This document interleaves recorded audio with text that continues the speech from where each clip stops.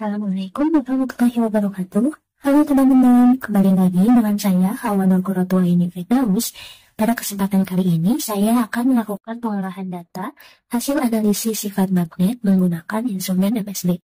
Instrumen MSB adalah alat yang digunakan untuk penentuan momen magnet dan analisis sifat magnetik, yang dimana prinsipnya itu adanya elektron tak berpasangan dalam orbital molekul sampel yang menghasilkan induksi magnetik ketika momen magnet eksternal digunakan. Besaran yang diukur oleh MSB ini adalah kerentanan magnet dari bahan yang selanjutnya akan digunakan untuk menghitung momen magnet. Momen magnetik akan menunjukkan seberapa kuat sebuah bahan dapat berinteraksi dengan medan magnet eksternal, di mana momen magnet ini nantinya akan menunjukkan sifat magnetik suatu bahan atau sampel yang kita analisis. Sifat magnetnya itu bisa termasuk ke dalam diamagnetik, paramagnetik, ataupun ke dalam ferromagnetik.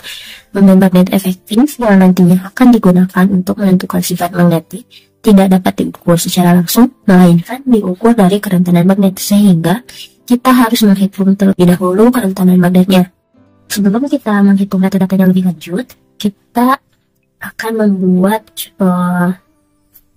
faktor koreksi yang dimana sampel yang kita gunakan itu senyawa C2O42H2O. Nah, di sini saya udah masukin data-data dari kation, anion, dan ligan umumnya. Untuk data-datanya itu sendiri saya dapatkan dari jurnal ini, Diamagnetic Correction and Pascal Constant. Yang diambilnya itu bagian ini untuk anionnya, ini untuk ligan, dan yang ini untuk kationnya. Agar kita tidak susah mencari kationnya satu persatu dari sini, kita akan membuat kalkulator XD, yang mana kalkulator ini digunakan untuk penentuan faktor koreksinya. Yang pertama, kita pilih data, kemudian data validasi atau data validation, yang allownya kita pilih list, dan source-nya itu kita blok dari ini, dari namanya yang AG plus sampai ke data yang terakhir untuk yang bagian kationnya. Caranya klik Ctrl Shift terus pindah ke bawah. Setelah keblok semua, kita klik OK. Nah, setelah itu kita pilih kationnya itu di sini Fe ya. Kita cari Fe2+.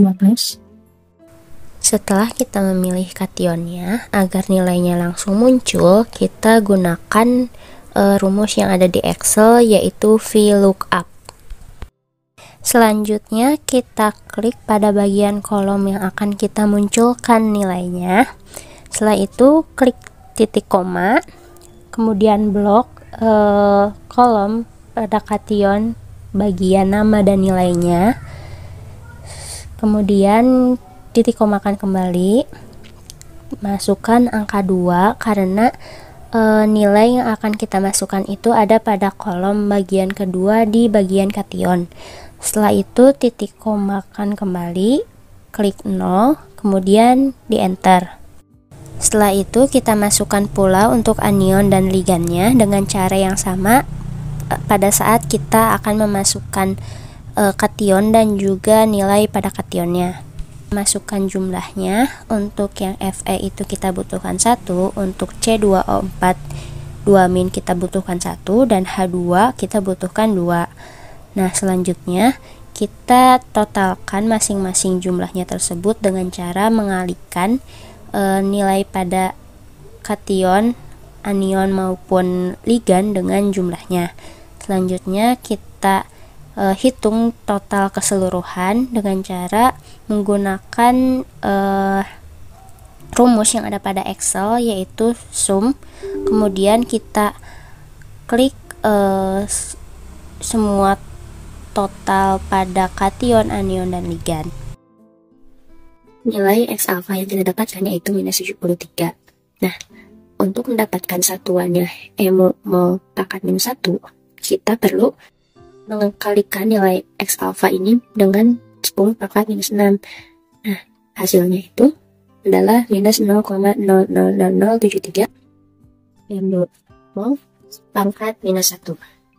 Nah, nilai X alpha ini dapat kita gunakan pada kalkulator MSB untuk menghitung nilai XY hingga hasil akhirnya yaitu nilai μF, dan kita juga dapat mengetahui sifat dari senyawa FeC2O4 2H2O. Nah, sebelumnya kita perlu mengubah nilai suhu atau data suhu yang kita miliki ini ke dalam bentuk Kelvin. Caranya itu kita langsung tambahkan saja 26 derajat Celcius ini dengan 273,15. Nah, hasilnya itu adalah 299,15 Kelvin. Masukkan ke tabel di bawah ini.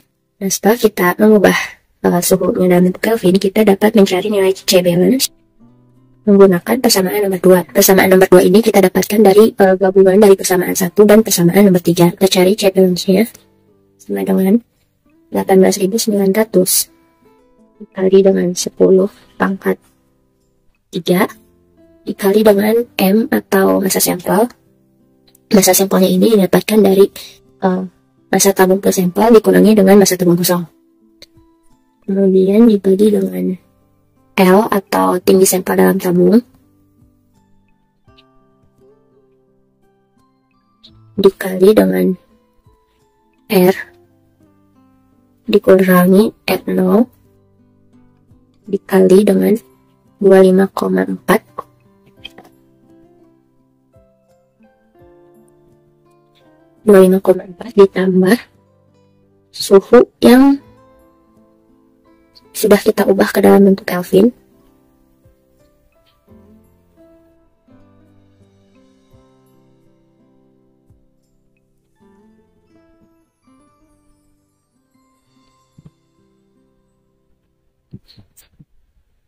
Nah, C balance-nya itu ada di 1,1944 sekian. Oke, setelah kita mengetahui nilai C balance-nya, kita dapat menghitung nilai XG atau kerentanan magnetnya.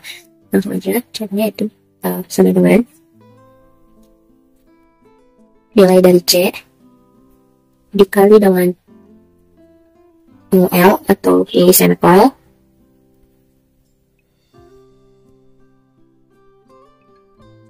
dikalikan dengan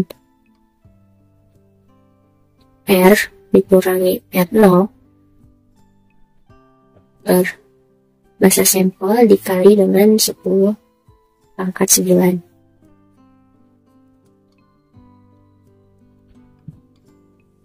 Untuk XG-nya hasilnya sekian. Kemudian kita dapat menghitung nilai XM-nya. Caranya itu kalikan nilai XG ini dengan BM atau MR dari senyawa yang akan kita hitung nilai UF-nya. Selanjutnya untuk menghitung nilai XA, caranya kurangi nilai XM dengan nilai X alpha atau XD yang kita dapatkan di perhitungan pada faktor koreksi. XM dikurangi dengan X alpha. Nah, hasilnya segini. Dan selanjutnya kita dapat menghitung nilai UF. Caranya yaitu menggunakan persamaan nomor 6. Langsung aja, sama dengan 2,828 dikali dengan akar XA dikali T. Nah, di Excel ini untuk akar menggunakan rumus SQFT kurung buka XA dikali suhu dalam bentuk Kelvin, kemudian enter. Nah, untuk nilai UF-nya 5,02. Nah, karena nilai UF dan XA-nya positif, maka dapat kita indikasikan bahwa sifat dari senyawa FeC2O42H2O ini termasuk ke dalam sifat paramagnetik. Sekian video yang dapat saya sampaikan. Semoga video ini dapat bermanfaat bagi teman-teman semua. Mohon maaf bila terdapat banyak kesalahan. Wassalamualaikum warahmatullahi wabarakatuh.